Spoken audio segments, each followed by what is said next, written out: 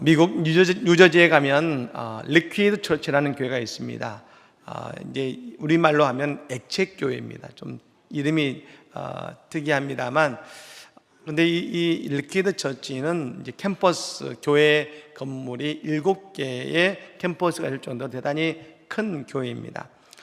이 교회는 크리스마스 아울리치 행사를 매년마다 진행을 하고 있는데요. 올해도 그 행사를 진행했습니다. 근데 어떤 행사를 했냐면 총 120만 개의 식사를 포장하는 작업을 했습니다.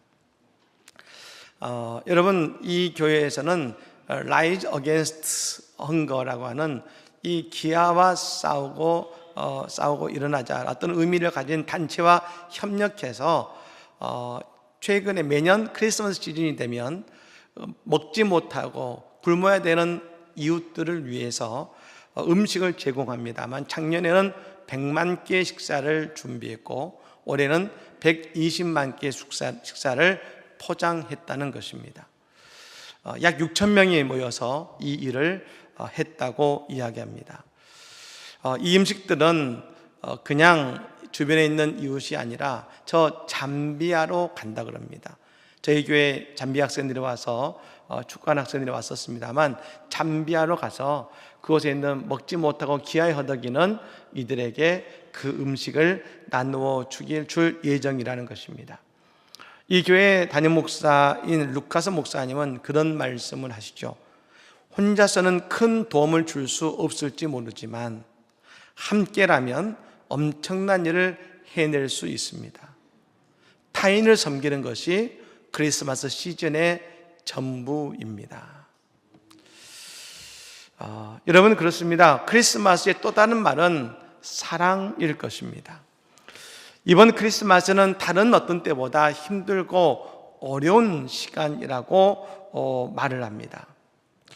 근데 여러분, 이때가 우리가 어려운 이웃들을 기억하고 그들에게 그 사랑을 나눈다면, 가장 어려운 때 그 사랑을 누리게 될 때 이번 크리스마스는 그 어떤 크리스마스보다 더 기쁜 사랑을 체험하는 그런 크리스마스로 어려운 이들에게 기억되지 않겠습니까? 여러분, 우리 모두 다 예수의 오심을 그날을 기대하면서 우리 예수의 사랑을 우리의 어려운 이들과 함께 나눔을 통해서 이번 성탄은 우리뿐 아니라 모두가 함께 기쁨의 성탄을 누리는 그런 은혜를 경험하는 우리 모두가 되시기를 우리 주 예수님으로 간절히 축복합니다. 뇌과학을 통해서 밝혀지는 많은 흥미로운 사실들이 있다고 합니다. 최근 뇌과학자들이 이제 뇌의 반응을 통해서 이제 뇌를 연구하고 있습니다만, 그 가운데 나 자신에 대한 뇌의 정보 처리 영역과 타인에 대한 뇌 정보 처리하는 그 영역이 거의 일치한다는 것입니다. 그러니까 다른 사람에 대한 어떤 다른 사람에 대한 반응에 대한 뇌 자리와, 그리고 나 자신에 대한 감정이나 이것들에 대한 뇌 자리가 거의 일치하다는 것이죠. 여러분, 이것은 뭘 말하냐면 자기 존중감이 높아지는 사람이 다른 사람을 존중하게 된다는 것입니다. 만약 남을 깎아내리는 사람이 있다면 그 사람의 특징이 뭐냐면 자기 자신도 무시하고 비하한다는 것입니다. 그래서 타인을 긍정적으로 생각해 주면 내가 내 삶의 주인공이 됩니다라고 뇌과학자는 이야기하는 것입니다. 우리가 남을 여러 번 도와주다가 손해보면, 우리가 도와주다가 괜히 손해보면 어떡합니까? 라고 말할지 모르겠습니다만, 내가 타인을 긍정적으로 생각하는 바로 그 속에 이미 하나님은 우리에게 허락하신 내 인생의 긍정과 감사의 복을 나는 이미 받고 있다는 것입니다.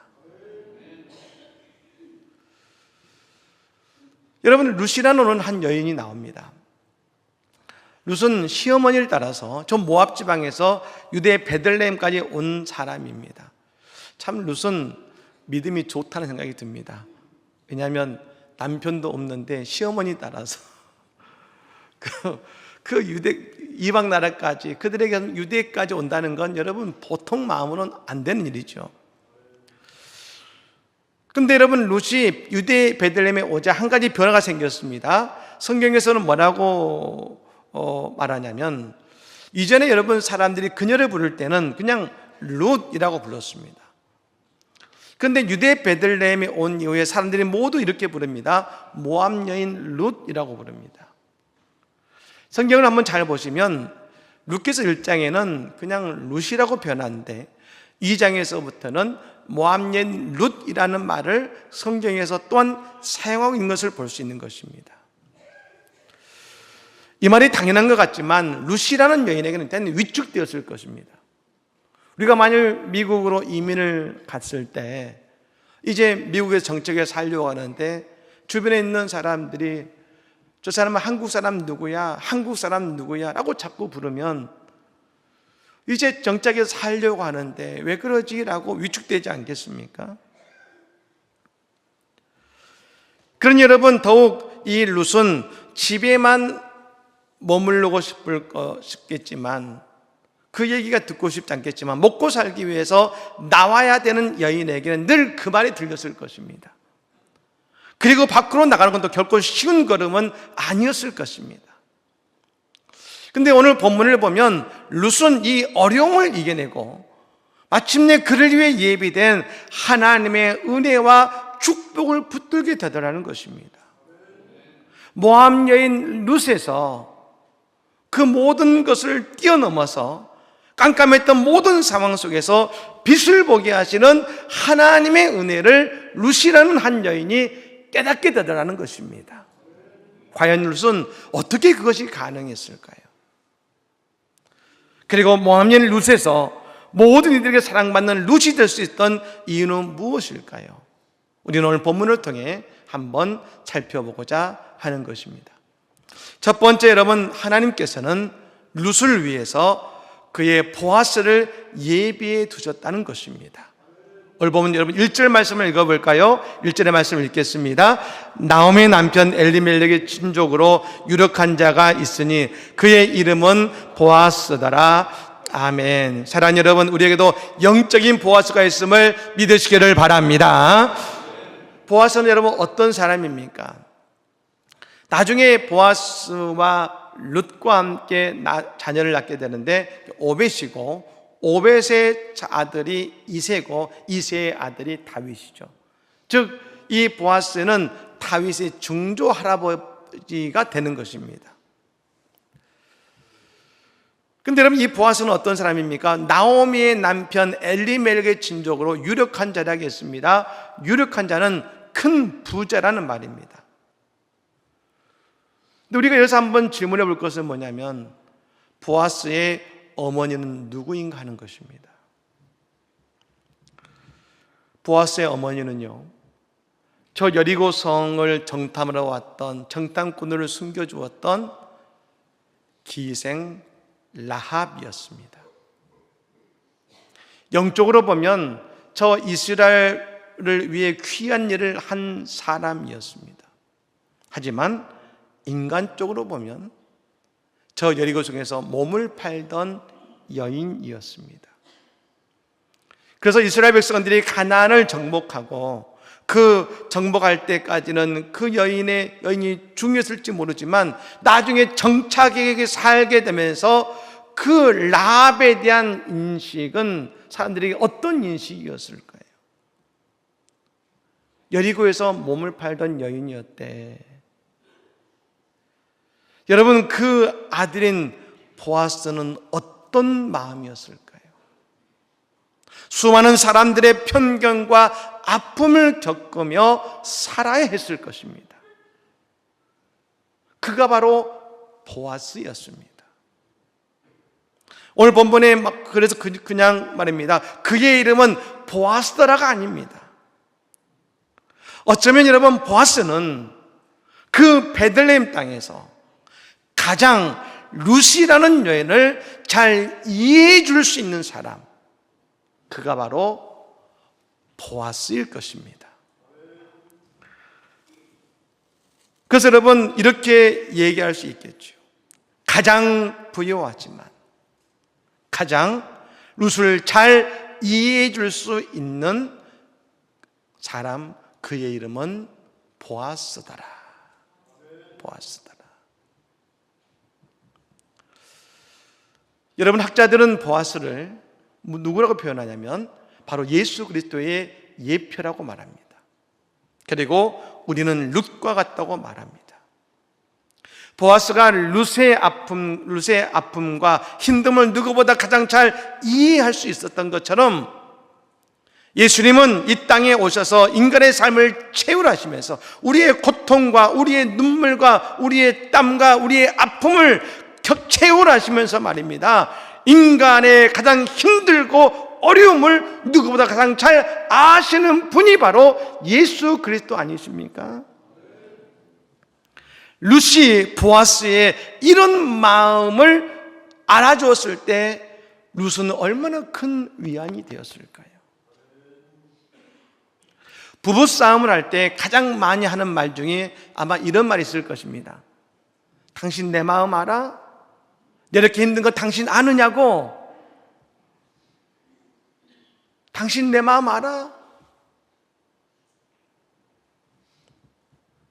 우리는 늘 상대가 내 마음을 알아주길 원합니다. 그것이 우리의 간절한 마음이죠. 여러분, 우리 예수님께서 우리의 삶의 아픔과 눈물을 모두 아십니다. 그것이 우리에게 큰 감사가 되는 것입니다.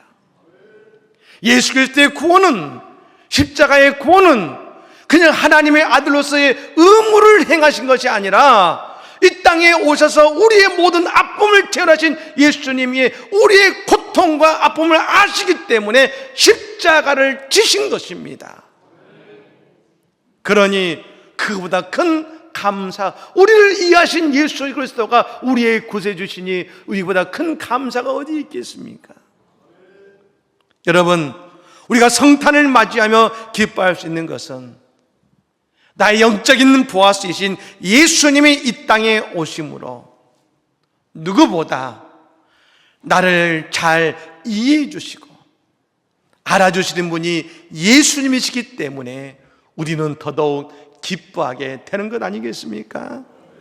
사랑하는 여러분, 우리에게는 예수님이 계십니다. 가장 부유하신 예수님, 그리고 나를 가장 잘 이해해 주시는 예수님. 그러면 우리의 인생은 오직 한 분 예수 그리스도를 온전히 붙들어야 될 줄로 믿습니다. 오늘 이 아침에 예수를 온전히 믿고 나의 보아스 되시는 예수를 만나는 이 아침이 되시기를 간절히 축복합니다. 두 번째로 여러분, 룻은요 힘든 상황 속에서도 영적인 질서를 따랐습니다. 오늘 보면 2절 말씀을 같이 한번 읽겠습니다. 2절 말씀입니다. 모압 여인 룻이 나오미에게 이르되 원하건대 내가 밭으로 가서 내가 누구에게 은혜를 입으면 그를 따라서 이삭을 주겠나이다 하니 나오미가 그에게 이르되 내 따라 갈지어다 하매 아멘. 지금 나오미는 집에서 나오지도 못하고 있습니다. 그래서 우리가 생각해 보면 룻이 나오면서 어머니 저 나가서 먹을 거 구해올게요 라고 나가도 될 것 같습니다. 그런데 여러분, 룻은요 시어머니 나오미에게 말합니다. 원하건대, 즉 어머니의 뜻을 묻고 어머니의 뜻에 따르는 것입니다. 우리가 힘들 때에 우리에게 가장 먼저 무너지는 것이 바로 삶의 질서입니다. 내가 늘 해오던 삶의 질서가 가장 먼저 무너집니다. 우리의 인생이 어려워지면 가장 먼저 우리의 영적인 질서가 무너질 때가 많습니다. 그리고 말합니다. 내가 어렵고 힘드니까 그럴 수 있지. 그런데 여러분, 그렇지 않습니다. 우리의 인생의 위기와 어려움이 있을 때 오히려 나를 지키는 것은 바로 내 삶의 질서라는 걸 아십니까? 내 삶의 질서가 오히려 나를 지켜주는 거예요.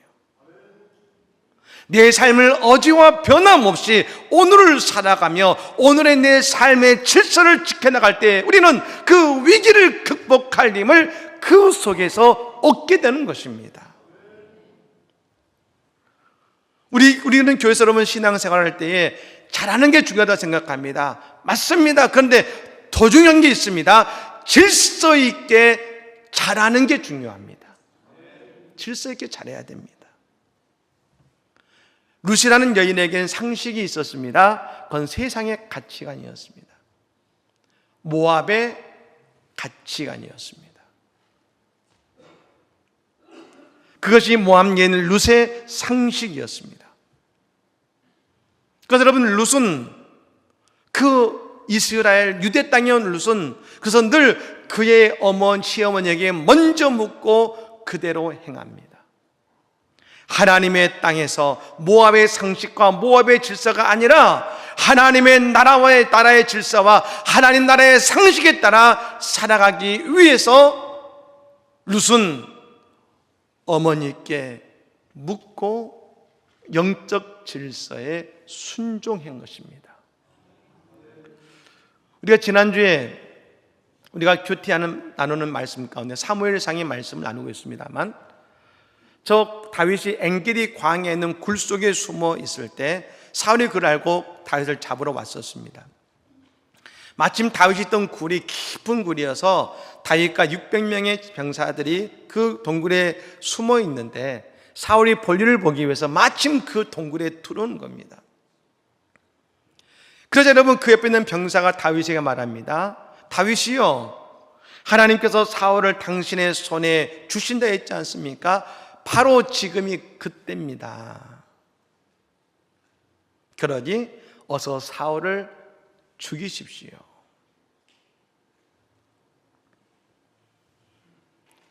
누구나 그런 생각을 할 수 있겠죠. 하지만 다윗은 가서 가만히 사울의 옷자락만 조금 봅니다. 다윗은 왜 사울을 죽이지 않았습니까? 이유가 나옵니다. 사무엘상 24장 6절 말씀입니다. 자기 사람들에게 이르되 내가 손을 들어 여호와의 기름 부음을 받는 내 주를 치는 것은 여호와께서 금하시는 것이니 그는 여호와의 기름 부음을 받는 자가 됨이니라 하고. 아멘. 세상의 상식으로는 지금 여러분 사울을 죽이는 것이 당연하지만 영적 질서로는 하나님 보시기에 맞지 않다는 것을 다윗은 깨닫는 것입니다. 아마 여러분 지금 그 병사들의 마음이 다윗의 마음일 겁니다. 병사들은 지금 잠시 고난을 겪었지만 다윗은 오랜 시간 사울에게 시달렸고 죽음의 위기를 겪었으니 누구보다 다윗이 사울을 죽이고 싶을지 모릅니다. 하지만 다윗은 하나님의 영적인 질서를 따릅니다. 하나님의 보시기에 맞지 않다. 하나님의 원하시는 것이 아니다. 여러분, 이 모습을 제가 어느 큐티 나눔에 있는 기록된 한 질문에서 이런 문장을 보았습니다. 다윗은 하나님께 사울을 드렸다. 나는 하나님께 무엇을 맡기는가?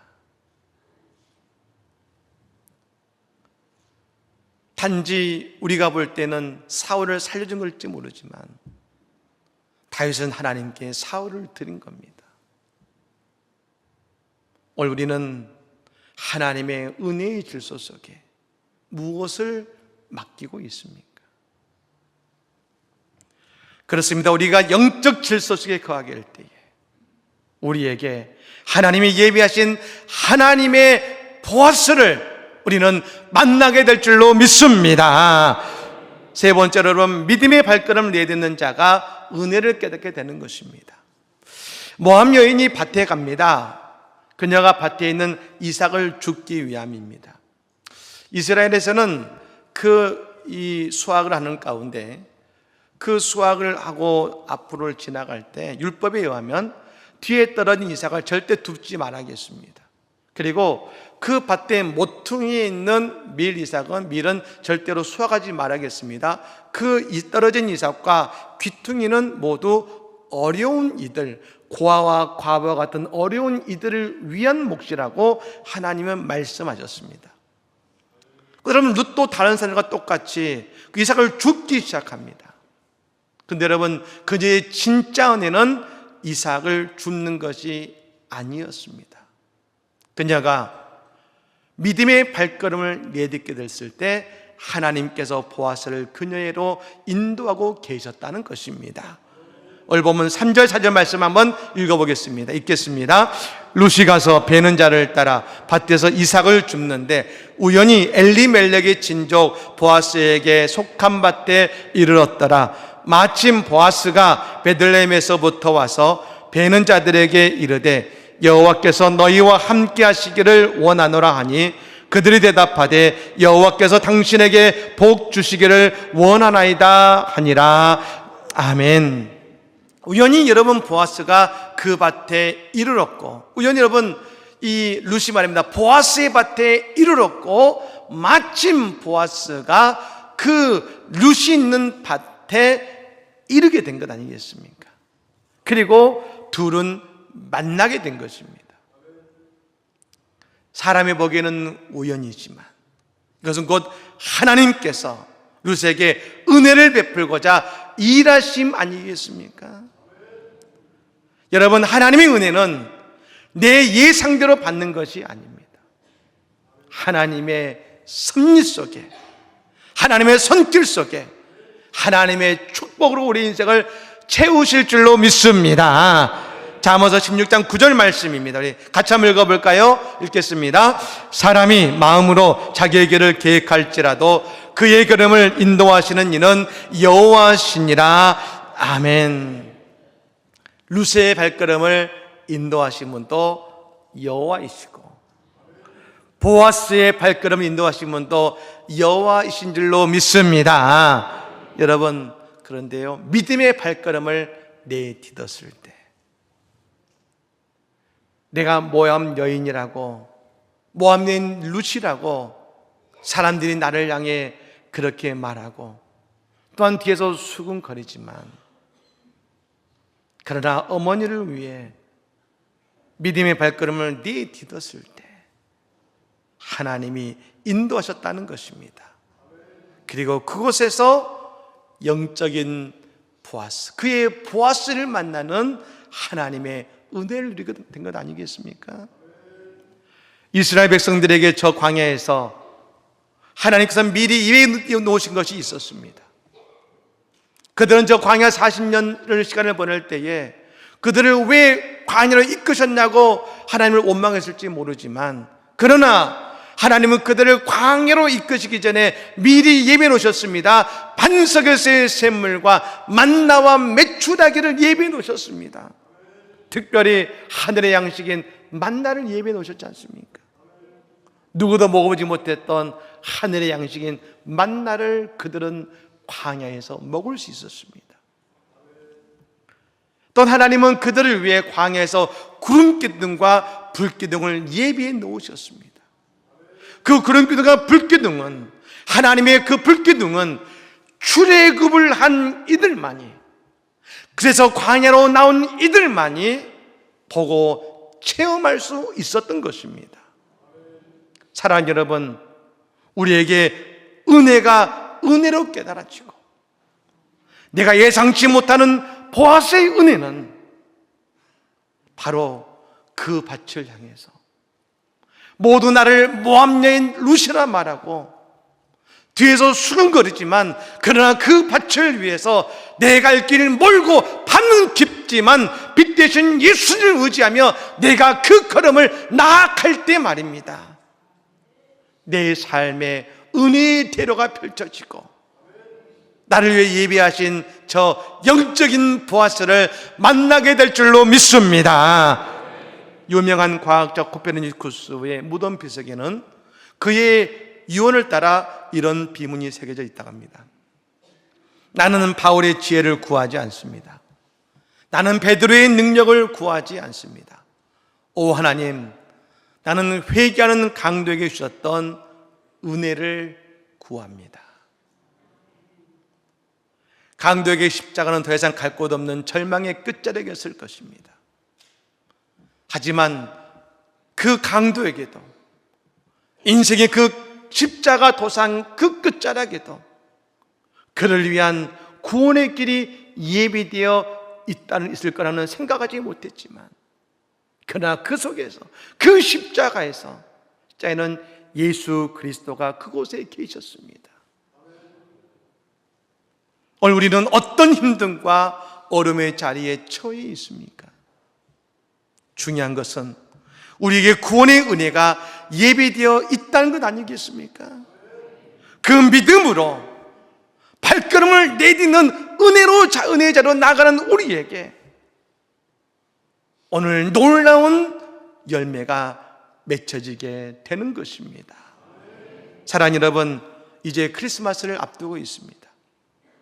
동방박사 세 사람이 예수님의 구유 앞으로 나아갔던 것처럼 우리도 이번 성탄절 주님의 그 구유 앞으로 나아갈 때 내 삶의 보아스를 예배하시고 우리를 구원케 하셔서 모함 옛 룻으로 끝나는 것이 아니라 모두가 부러워하는 룻이라는 여인으로 변화되어지는 하나님의 놀라운 은혜와 은총과 그 은혜의 열매의 주인공들이 우리 모두가 다 될 줄로 믿습니다. 이번 성탄절이 그런 복된 성탄절, 은혜의 성탄절, 마침내 우리를 보아스게 이끄는 영적인 성탄절 다 되시기를 우리 주 예수님으로 간절히 축복합니다. 아멘. 찬양.